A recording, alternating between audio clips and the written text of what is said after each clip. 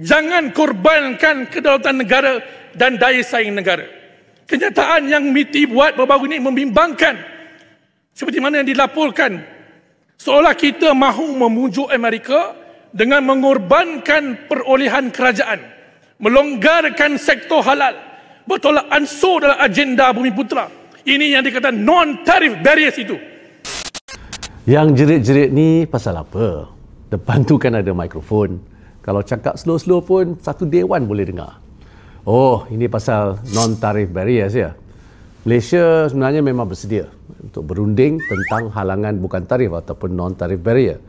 Tapi non-tarif barrier ini bukan setakat isu halal, perolehan kerajaan dan hak Bumiputra saja. Ada banyak. Cuba rujuk balik laporan USTR National Trade Estimate Report 2025. Yang lebih penting, kita baru bersetuju untuk berunding. Butirannya pun belum ditentukan lagi. Ini pengkhianatan dan jual maruah bangsa kalau dibuat. Uish, ganasnya YB. YB pernah berunding tak? Saya bagi contoh. Saya nak jual buah macang. Buah bacang. Orang offer nak beli kat saya RM26. Saya kata kalau setakat RM26 ni boleh belah lah. Tak layak beli bacang. Duk macang pun tak layak. Sebab bacang saya ni special. Kalau nak beli kena bayar paling kurang RM103. Belum lagi start tawar-menawar tu tiba-tiba ada orang menyampuk.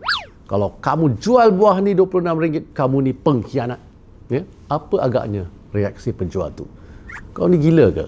Aku tak setuju apa-apa lagi dah kena label pengkhianat. Macam itulah lebih kurang contohnya ya. Tapi memandangkan Yang Berhormat Macang dah bangkitkan 3 perkara tu, saya kongsilah jawapan saya di Parlimen. Sebenarnya ada isu perjudian halal itu dibangkitkan oleh Amerika Syarikat, terutamanya dalam report ni lah yang National Trade Estimates sebagai salah satu halangan bukan tarif ataupun non-tarif barrier. Kita dah tegaskan kepada mereka bahawa kerajaan akan terus mengekalkan standard tu. Standard tu kita akan kekalkan yang mematuhi syariah, yang memelihara kepentingan pengguna terutama di kalangan umat Islam.